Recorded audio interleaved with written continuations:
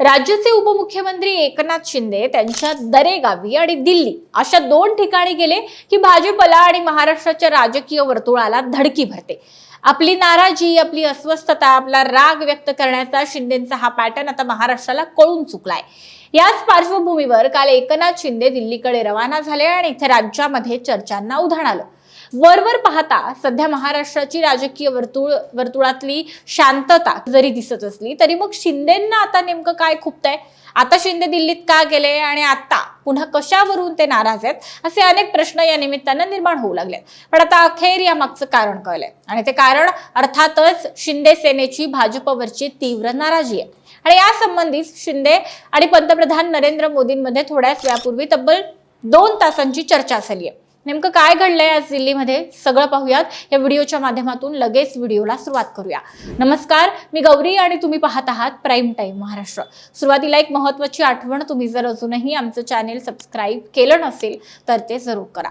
एकनाथ शिंदेंच्या पुन्हा नव्या दिल्ली दौऱ्यानं भाजप आणि शिंदे सेनेमध्ये सगळं काही आलबेल नाहीये आणि या दोन्ही पक्षांमध्ये धुसफूस सुरू आहे हेच समोर आलंय। कारण राज्याचं अर्थसंकल्पीय अधिवेशन सोडून उपमुख्यमंत्री एकनाथ शिंदेंनी काल तातडीनं दिल्ली गाठली। त्यामुळे राजकीय वर्तुळामध्ये चर्चा सुरू झाल्या। तसेच भाजपच्या वरिष्ठ नेत्यांची देखील शिंदेंनी दिल्लीमध्ये जाताच भेट घेण्यास सुरुवात केली आहे। त्यापैकी पंतप्रधान मोदींसह थोड्याच वेळापूर्वी शिंदेंची एक अत्यंत महत्त्वपूर्ण भेट झाली आणि ही थोडी नव्हे तर तब्बल 2 तास झाली। स्थानिक स्वराज्य संस्थांच्या निवडणुकांमध्ये भाजपने केलेल्या कारभाराचा पाढा वाचण्यासाठी शिंदे दिल्लीत गेल्याची माहिती मिळते।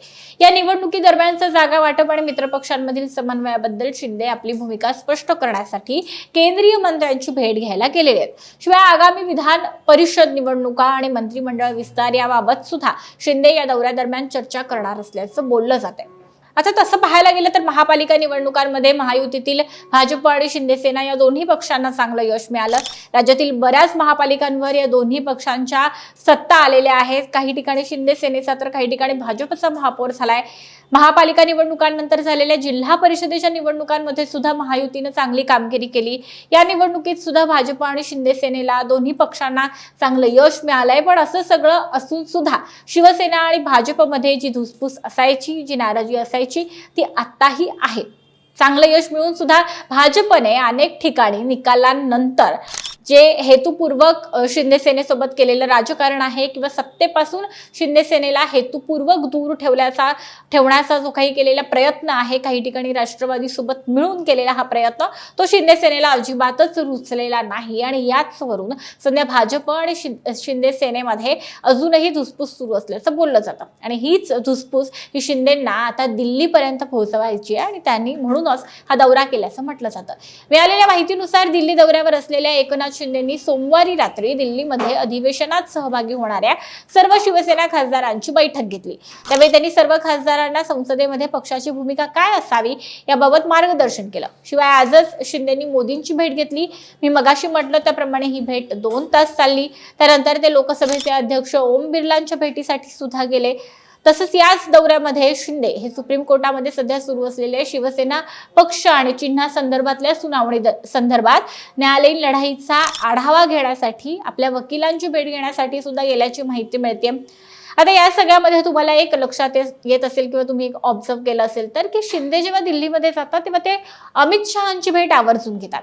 पण या दिल्ली दौऱ्यामध्ये मात्र अमित शहा नव्हे तर पंतप्रधान मोदींची भेट ही शिंदेंनी घेतली।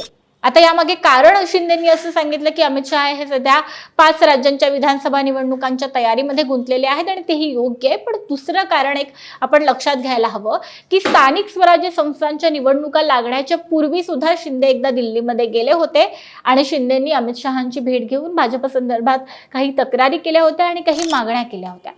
पण अमित शहांशी शिंदेंनी आपलं म्हणणं सांगून सुद्धा किंवा या चर्चा करून सुद्धा अमित शहांनी मात्र भाजपच्या महाराष्ट्रातील नेत्यांना हेच सांगितलेलं होतं की पहिल्यांदा आपल्या पक्षाचं भलं पहा आणि पहिल्यांदा आपला पक्ष याचाच विचार करा आणि त्यानंतर बाकी सगळं राजकारण करा। त्यामुळे शिंदेंच्या त्या दिल्ली भेटीचा किंवा त्या शहा भेटीचा फारसा फायदा त्यांना तेव्हा झालेला नव्हता आणि म्हणूनच कदाचित यावेळेला अमित शहांना न भेटता शिंदे पंतप्रधान मोदींना भेटले का असा सुद्धा प्रश्न निर्माण होतोय। आता तुम्हाला याविषयी काय वाटतं ते आम्हाला नक्की सांगा। पण भाजपची तक्रार घेऊन दिल्लीत गेलेल्या शिंदेंना आत्ता तरी काही समाधानकारक यश मिळणार का? मोदींसोबतच्या 2 तासांच्या या बैठकीतून काही खरोखरच निष्पन्न होणार का? राज्यातील भाजपच्या नेत्यांवर शिंदेंच्या या दिल्ली दौऱ्यामुळे खरोखरच काही कंट्रोल किंवा काही चाप बसवता येणार का? आणि शिंदेंना खरोखरच या दिल्ली दौऱ्याचा फायदा होणार का? पक्षचिन्हाच्या बाबतीमध्ये सुद्धा शिंदेंनी काही प्रयत्न केलेले आहेत किंवा वकिलांशी आपले काही बोलणी करून काही नियोजनं आखलेली आहेत, काही योजना आखलेल्या आहेत. तर त्या संदर्भात सुद्धा शिंदेंना खरोखरच काही फायदा होईल का? हे सगळे प्रश्न निर्माण होत आहेत आणि येत्या काळामध्ये राजकीय घडामोडी जशा घडत राहतील तसं आपल्याला याची उत्तरं मिळणारच.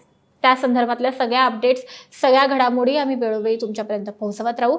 तुम्हाला या सगळ्याविषयी काय वाटतं? शिंदेंची दिल्ली भेट, त्यांचे प्रयत्न, त्यांच्या तक्रारी आणि महाराष्ट्रावर याचे होणारे परिणाम आम्हाला कमेंट बॉक्समध्ये नक्की सांगा. आणि व्हिडिओ महत्त्वाचा वाटला तर लाईक करायला विसरू नका.